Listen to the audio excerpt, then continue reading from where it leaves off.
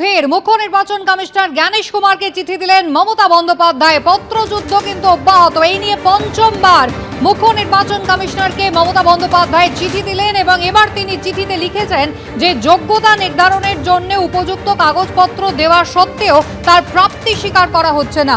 পরীক্ষার সময় এই সমস্ত নথি নট ফাউন্ড বলে চিহ্নিত হচ্ছে, এমনটাই চিঠিতে অভিযোগ করেছেন মমতা বন্দ্যোপাধ্যায়। এরপর এই ভোটারদের নাম তালিকা থেকে মুছে দেওয়া হচ্ছে।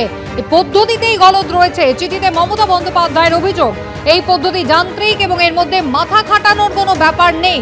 জ্ঞানেশ কুমারকে লেখা চিঠিতে মুখ্যমন্ত্রীর অভিযোগ। চতুর্থ চিঠিতেও কিন্তু এই অভিযোগই মমতা বন্দ্যোপাধ্যায় করেছিলেন যে অত্যন্ত যান্ত্রিক পদ্ধতি এবং যারা সত্যিকারের ভোটার সেই যোগ্য ভোটারদের নাম বাদ দিয়ে দেওয়া হচ্ছে, এই অভিযোগ তিনি করেছিলেন।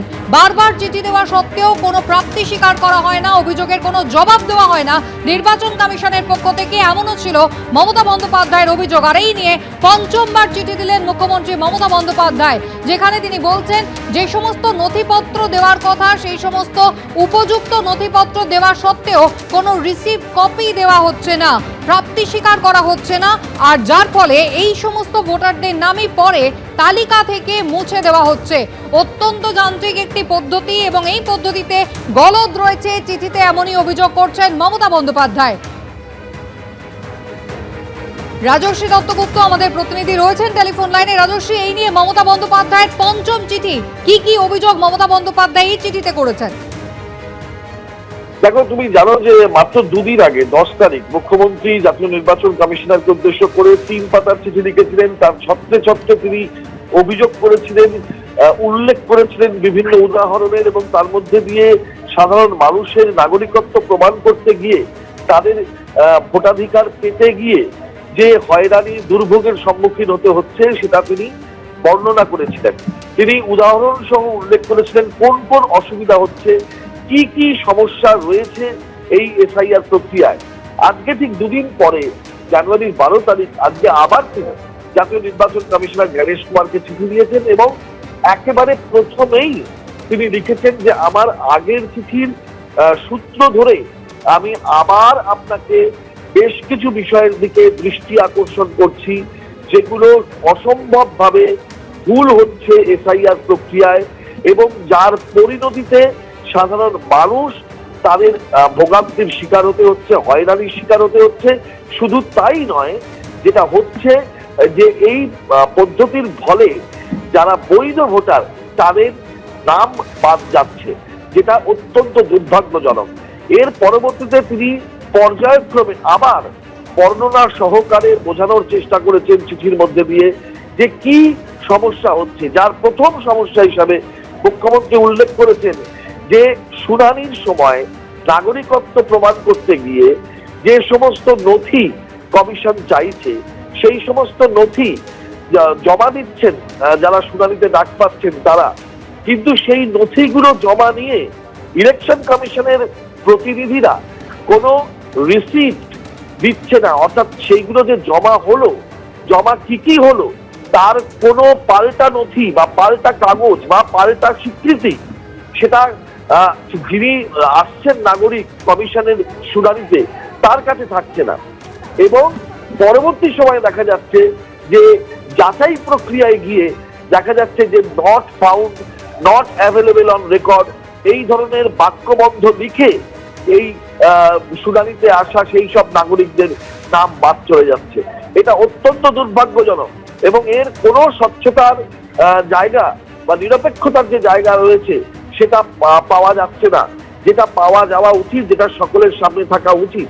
এইগুলো কিন্তু অত্যন্ত বড় সমস্যা এবং এগুলো অবশ্যই ইলেকশন কমিশনকে দেখতে হবে যে কোন রকম নথি নিয়ে তার বদলে যে একটা স্বীকৃতি দেওয়া, এই নথিগুলো জমা করা হলো একজন নাগরিকের কাছ থেকে, সেটা কেন দেওয়া হবে না, সেটা থেকে বঞ্চিত কেন একজন ভোটাধিকার রয়েছে যার তিনি বঞ্চিত হবেন এইটা। এবং তার ফলে কি পরবর্তী সময় তিনি আর কোনো দাবি করতে পারছেন না যে তিনি কি রেকর্ড জমা দিয়েছেন। এই ভুলের কথা, এই গাফিলতির কথা, এইটা অত্যন্ত উদ্বেগের সঙ্গে মুখ্যমন্ত্রী প্রথমেই জানিয়েছেন। দ্বিতীয়ত যে আবার তিনি বলেছেন, যেটা গত চিঠিতে বলেছিলেন, অত্যন্ত যান্ত্রিক উপায় একটা প্রযুক্তিগত ভাবে এই গোটা এসআইআর প্রক্রিয়াটাকে করা হচ্ছে, যার মধ্যে প্রচুর প্রশাসনিক ফাঁক এবং ফাঁকি থেকে যাচ্ছে, এবং যেগুলোর আবার তিনি বলছেন যে সমস্ত কিছুর পরিণতিতে কিন্তু হ্যারাসমেন্ট বা হয়রানি হচ্ছে সাধারণ মানুষের, যারা ভোটাধিকার পাওয়ার জন্য লাইনে দাঁড়িয়ে রয়েছেন তাদের নথি সহ তাদের সাংবিধানিক অধিকার অর্জনের জন্য, কিন্তু সেটা তারা পেতে গিয়ে হয়রানির সম্মুখীন হচ্ছেন। সমস্ত কিছু নিয়ে গিয়ে জমা দেওয়ার পরেও তারা পাচ্ছেন না। এই ঘটনা ঘটেই চলেছে, যার ফলে বারবার জাতীয় নির্বাচন কমিশনকে মুখ্যমন্ত্রী জানাচ্ছেন এবং দৃষ্টি আকর্ষণ করার চেষ্টা করছেন। এইভাবেই তিনি কিন্তু এই চিঠিতে এই সমস্যার কথাগুলো তুলে ধরেছেন। এবং 2002-এর সঙ্গে 2025-এর যে ম্যাপিং করা হচ্ছে, যে ডেটাবেস এসআইআর এর কাছে রয়েছে, যে ম্যানুয়াল ভোটার লিস্ট 2002-তে ছিল, সেইগুলো ঠিক মতন রয়েছে কিনা এবং সেগুলোতে কমিশনের তরফে তখন 2002-তে যে ভুলগুলো ছিল সেগুলোকে ঠিক করা হয়েছে কিনা, এই সমস্ত ব্যাপারগুলো কিন্তু দেখতে হবে কমিশনকে। এবং এইগুলো যদি না দেখা হয় তাহলেই কিন্তু বিভিন্ন রকম ভুল হয়ে আছে। আগে একেবারে রাজশ্রী, তুমি আমাদের সঙ্গে থাকো। মুখ্যমন্ত্রীর পঞ্চম চিঠি জ্ঞানেশ কুমারকে, এবং যেখানে তিনি পরিষ্কার বলছেন যে পদ্ধতিতে এই প্রক্রিয়া চলছে তা একেবারেই যান্ত্রিক এবং এর জেরে সাংবিধানিক অধিকার থেকে বঞ্চিত হচ্ছেন ভোটাররা। আর এর আগে মুখ্যমন্ত্রী মমতা বন্দ্যোপাধ্যায় তার চিঠিতে উল্লেখ করেছিলেন যে এসআইআর এ সাধারণ মানুষের অবিরাম হয়রানি চলছে, শুনানি প্রক্রিয়া যান্ত্রিক হয়ে পড়েছে, যার মধ্যে সেই সংবেদনশীলতা ও মানবিকতার অভাব রয়েছে। আর এই নিয়ে বিরোধী দলনেতা শুভেন্দু অধিকারী তিনি লিখেছেন, এই সব অভিযোগ অতিরঞ্জিত। তার দাবি, মুখ্যমন্ত্রীর অভিযোগগুলি অপ্রমাণিত এবং এসআইআর এর মতো রুটিন সাংবিধানিক প্রক্রিয়ার রাজনীতিকরণের চেষ্টা বলে মনে হয়। এসআইআর আবহে একাধিক মৃত্যুর ঘটনা চিঠিতে উল্লেখ করে মুখ্যমন্ত্রী লিখেছেন, 77 জনের মৃত্যু হয়েছে, 4 জন আত্মহত্যার চেষ্টা করেছেন, 17 জন অসুস্থ হয়ে হাসপাতালে ভর্তি হয়েছেন। এর জন্য দায়ী নির্বাচন কমিশনের পরিকল্পনাহীনতার ফলেই তৈরি হওয়া ভয়, মানসিক চাপ ও কাজের চাপ। বিরোধী দলনেতার দাবি, এই সংখ্যাগুলি মনগড়া। এসআইআর এর সঙ্গে এই মর্মান্তিক ঘটনাগুলির যোগসূত্রের কোনো প্রমাণ নেই। উল্টে স্থানীয় প্রশাসনের ভুল ত্রুটিগুলি ধামাচাপা দিতে কেন্দ্রীয় প্রতিষ্ঠানগুলিকে বলির পাঠা করার চেষ্টা হচ্ছে। চিঠিতে মমতা বন্দ্যোপাধ্যায় আরও লিখেছেন যে নির্বাচন কমিশনের এটা কি ঔদ্ধত্য নয়, এরকম অনেককেই কিন্তু হয়রানির মুখে ফেলা হচ্ছে। পাল্টা চিঠিতে শুভেন্দু অধিকারী লিখেছেন, ভারতের মতো গণতন্ত্রে আইন এবং নির্বাচনী প্রক্রিয়ার সামনে প্রতিটি নাগরিকই সমান।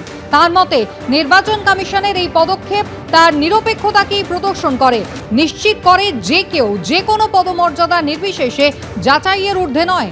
মমতা বন্দ্যোপাধ্যায়ের অভিযোগ, কিছু পর্যবেক্ষক সাধারণ মানুষকে দেশদ্রোহী বলে দাগিয়ে দিচ্ছেন, কোনো প্ররোচনা ছাড়াই অপমান করছেন।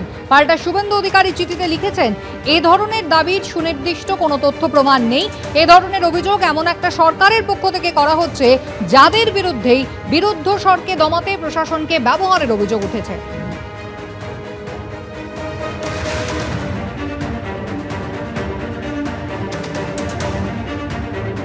এবিপি আনন্দ, এগিয়ে থাকে, এগিয়ে রাখে।